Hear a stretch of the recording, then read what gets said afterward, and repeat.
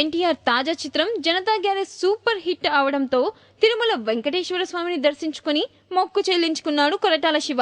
ఈ సందర్భంలోనే కొత్త ప్రాజెక్ట్ విషయాన్ని ప్రకటించాడు. తర్వాత సినిమా మహేష్ తో చేస్తున్నట్లు ప్రకటించాడు.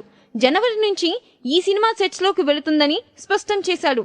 ప్రతి సినిమా రిలీజ్ ముందు తర్వాత శ్రీవారి దర్శనం సెంటిమెంట్ అన్నారు శివ.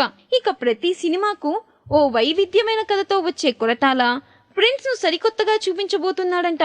సెల్ఫ్ రెస్పెక్ట్ గా కథ ఉంటుందని టాలీవుడ్ టాక్.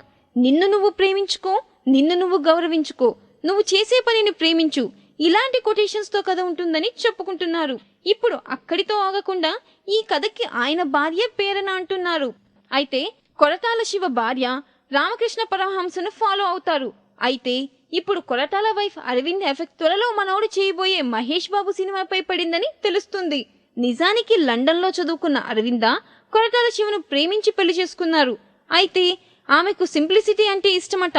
ఇప్పటి వరకు కొరటాల సంపాదించిన కోట్లలో కేవలం బతకడానికి తినడానికి కావలసినంత ఉంచుకుని మిగిలినదంతా సొసైటీకి తిరిగిచ్చేయాలనే భావజలం ఆమెది. అందుకే పేద పిల్లల ఎడ్యుకేషన్ కోసం ఏమైనా సాయం చేయాలని ఆమె ప్లాన్ చేస్తున్నట్లు సమాచారం.